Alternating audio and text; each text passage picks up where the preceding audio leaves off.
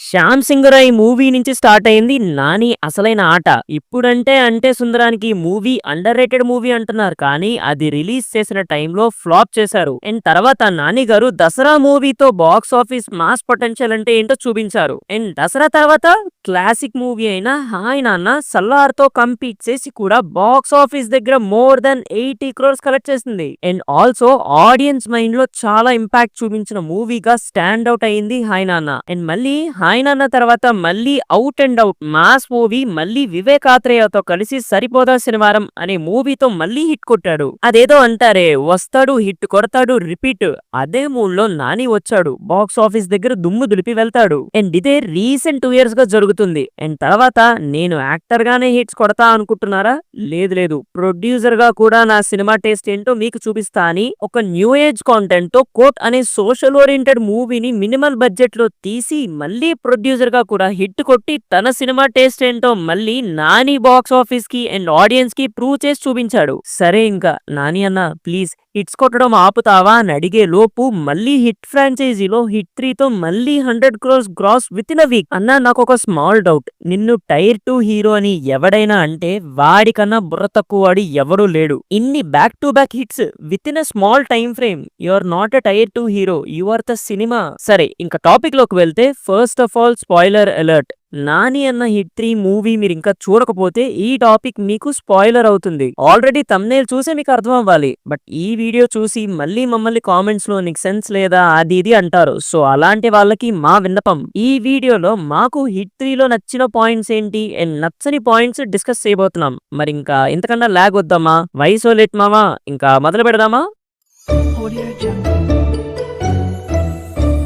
Hi hello నమస్తే and welcome to news 3 people. First of all Hit 3లో నాకు నచ్చిన పాయింట్స్ ఏంటి అనేది ఇప్పుడు మాట్లాడదాం. First, Nani's characterisation in Hit 3. ముందుగా చూసుకుంటే హిట్ అనేది ఒక మల్టీవర్స్ అన్నది మనందరికీ తెలుసు. అండ్ శైలేష్ గారు ప్రతి ఒక్క హిట్ పార్ట్ లో డిఫరెంట్ టైప్స్ ఆఫ్ క్యారెక్టరైజేషన్స్ ఉండాలి అని అనుకుంటున్నారంట.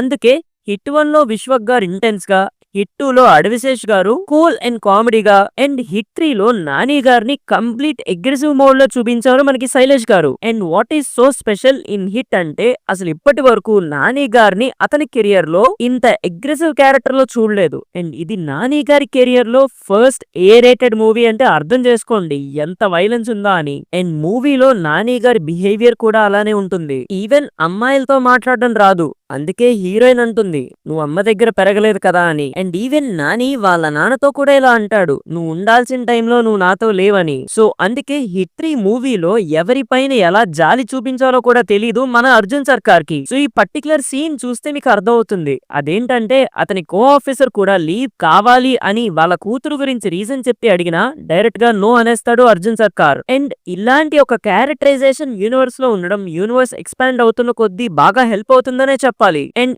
ఈవెన్ దో సరిపోదా శనివారంలో కూడా అగ్రెసివ్ గా యాక్టింగ్ చేసినా ఎందుకో అంత సాటిస్ఫాక్షన్ ఇవ్వలేదు. కానీ హిట్ 3లో Nani is on point. And చిన్నప్పటి నుంచి ఎవరో అంత ప్రేమ చూపించలేదు కాబట్టి లవ్ కోసం వెతుకుతూ ఉంటాడు. అండ్ నాకిప్పుడు హిట్ 3లో నచ్చిన సెకండ్ పాయింట్ ఏంటంటే ఇంపార్టెన్స్ ఆఫ్ హీరోయిన్. ఈ ఒక్క మూవీలోనే కాదు మామా, హిట్ ఫ్రాంచైజీలో ప్రతి ఒక్క పార్ట్ లో హీరోయిన్ ఏదో సాంగ్స్ కోసమో లేదా రొమాన్స్ కోసం అన్నట్టు కాకుండా ఏదో ఒక స్ట్రాంగ్ రీజన్ ఉంటది. లైక్ హిట్ 1లో హీరోయినే చనిపోతాది, హిట్ 2లో మీనాక్షి చౌదరి మహిళా సంఘం యాక్టివిస్ట్ గా పనిచేస్తుంది, అండ్ హిట్ 3లో హీరోయిన్ ఒక పోలీస్ ఆఫీసర్. సో ఇలా హీరోయిన్ ఏదో గ్లామర్ కోసం కాకుండా పక్కా ఏదో ఒక రీజన్ కోసమే పెడుతున్నారు శైలేష్ గారు. Compare to Hit 1 and Hit 2, Hit 3లో హీరోయిన్ ఇంపార్టెన్స్ ఇంకా ఎక్కువ ఉంటుంది, ఎందుకంటే ఆ రేడియో ఫ్రీక్వెన్సీస్ ని తనే గుర్తుపడుతుంది కదా. అండ్ మూవీలో అర్జున్ సర్కార్ కి ప్రొటెక్షన్ ఇవ్వడానికి కూడా తనే హెల్ప్ అవుతుంది. అండ్ ఇప్పుడు నెంబర్ పాయింట్ 3లో డీటెయిలింగ్ గురించి మాట్లాడుకుందాం. మీలో డైరెక్టర్ శైలేష్ గారు సైంటిస్ట్ అని ఎంతమందికి తెలుసు? ఎస్, మీరు విన్నది నిజమే. అసలు హిట్ 1 తీయకన్నా ముందు శైలేష్ గారు ఒక సైంటిస్ట్. ఆస్ట్రేలియాలో తన ఒక కథ రాసి అది నాని గారికి ఇచ్చి వెళ్ళిపోదాం అనుకున్నారంట. అలా అనుకోనే నాని గారిని ఒకసారి మీట్ అయి చెప్పేసి వెళ్ళిపోదాం అనుకున్నారంట.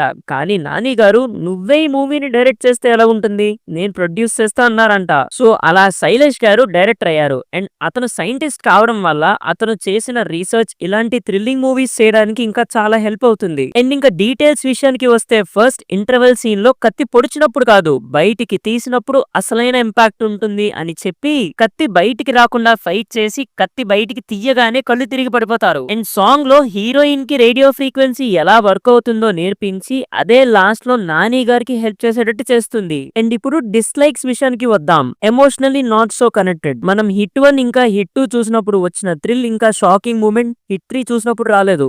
ఎందుకంటే హిట్ 1 లో ఇంకా హిట్ 2 లో ఎవరైతే చంపుతారో వాళ్ళకి ఏదో ఒక ప్రీవియస్ స్టోరీ ఉన్నట్టు చూపించారు. అండ్ ఆ స్టోరీ కూడా చాలా డ్రామాని యాడ్ చేసి ఎమోషనల్ గా కనెక్ట్ అయ్యేలా చేశారు మనకి. సో అందుకు అలా చూపించడం వల్ల మనకు అర్థమవుతుంది ఎందుకు యాంటాగనిస్ట్ అనేవాడు ఇలా చేస్తున్నాడా అని. అండ్ చూడడంతో పాటు మనం కనెక్ట్ అయ్యే వాళ్ళం. కానీ హిట్ 3 చూసేటప్పుడు నాకు ఆ ఎమోషన్ మిస్ అయింది. అంటే విలన్ ఎందుకు అలా తయారయ్యాడు ఏంటి అనేది. సో నా పరంగా మూవీ ఎంగేజింగ్ గా ఉంది బట్ థ్రిల్లింగ్ గా అనిపించలేదు. అండ్ హిట్ 3 లో యాంటాగనిస్ట్ రివీలింగ్ కూడా ఏదో చూపించాలన్నట్టు చూపించారు. అండ్ వాణ్ణి చంపిన తర్వాత ఓకే చంపేశారు కదా మూవీ అయిపోయింది వెళ్ళిపోదాం అన్న ఫీలింగ్ వచ్చింది కానీ ఓకే వాణ్ణి చంపాడు నాని మంచి పని చేశాడు అన్న ఎమోషన్ మనలో మిస్ అయింది. అండ్ ఇప్పుడు నెక్స్ట్ సెకండ్ పాయింట్ సినిమాటోగ్రఫీ. ఇది నేను డిస్లైక్ అన్నట్టు కాదు కానీ నేను పర్సనల్ గా సాను గారు సినిమాటోగ్రాఫర్ అనగానే చాలా ఎక్సైట్ అయ్యాను. ఎందుకంటే హాయ్ నాన్న కూడా అతనే సినిమాటోగ్రాఫర్ కాబట్టి. సో హాయ్ నాన్నలో చూసాం అతని కెమెరా వర్క్ ఎలా ఉంటుందని. కానీ ఈ మూవీలో ఫస్ట్ హాఫ్ లో కొన్ని సీన్స్ ముఖం పైన బ్రైట్నెస్ అనేది చాలా ఎక్కువగా అనిపించినట్టు అనిపించింది నాకు. అబ్బో నువ్వేదో పెద్ద సినిమాటోగ్రఫర్ లో ఫీల్ అయిపోతున్నావు మరి. మావా ఒపీనియన్ చెప్పడానికి సినిమాటోగ్రఫర్ లెవెల్లో అవ్వాల్సిన అవసరం లేదురా, జస్ట్ అనిపించింది చెప్తున్నాను అంతే. మరి మీకు ఓవర్ గా అనిపిస్తే ఐఎమ్ సారీ బట్ మూవీలో సెకండ్ హాఫ్ లో సినిమాటోగ్రఫీ మాత్రం నెక్స్ట్ లెవెల్లో ఉంటుంది మావా. ఇవి మావా నాకు హిట్ 3 మూవీలో నచ్చిన పాయింట్స్ అండ్ నచ్చని పాయింట్స్.